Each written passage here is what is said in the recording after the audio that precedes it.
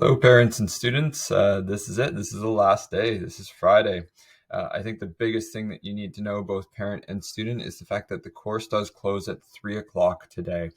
There's no ifs, ands, or buts. This is not something that's been a surprise to your students at all. It's been something that's been very clearly communicated to them that the course closes at 3. And it's a firm deadline. It's not a soft deadline where they can just hand one thing in after, or I had a tech issue, or I had it's out of my control. The course closes. And that's another understanding that has been conveyed to them very clearly for an extended period of time. So you can see this day after day after day. These posts and these messages are talking to them about that. These videos are talking to them about that. So it shouldn't be a surprise.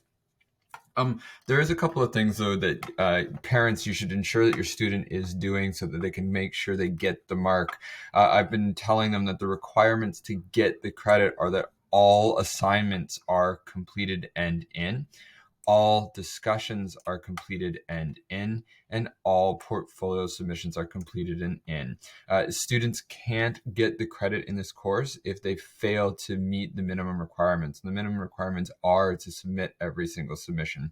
It's not a restaurant menu where you can kind of choose what it is that you want and kind of just hope to stumble through to get a credit. And then the minimum expectation is completing all the tasks, and then your grade becomes that evaluated component on top of that. And again, like I was saying, this isn't something that should be a surprise to them. It's been very clearly communicated for the entirety of this course. So to check on whether your student has this done, and students, to make sure you know they have this done, you're going to click on grades here. I can't click on it because it's going to show everybody in the class's grades, but if you click on grades, you should see a grade for all the assignments and all the discussions. If there is a 0 at this point in anything except for that culminating task, so the only 0 is going to be this, because that's not due until 3 o'clock. But everything else should be very clearly marked, both in the assignments and the discussions section.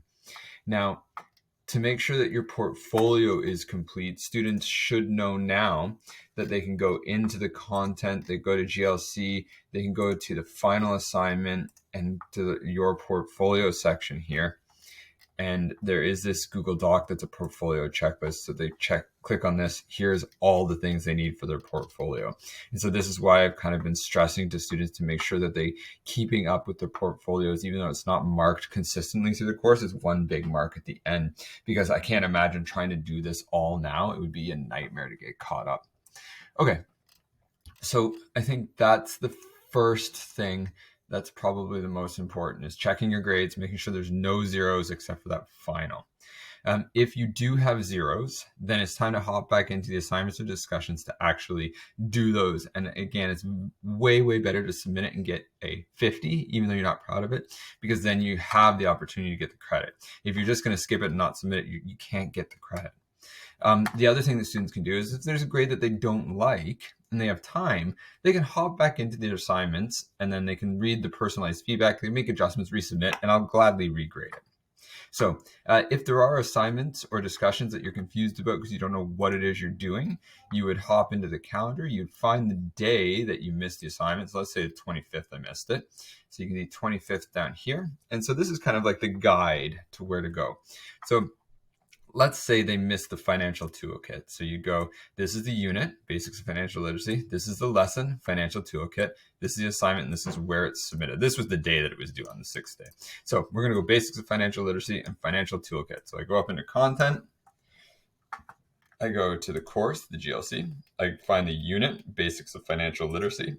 I find the lesson, financial toolkit. And so I would do the reading. This is like the lesson of the day.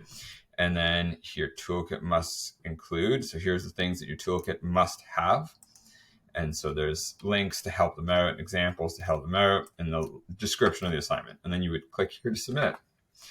I think that, the last thing is the culminating task is due.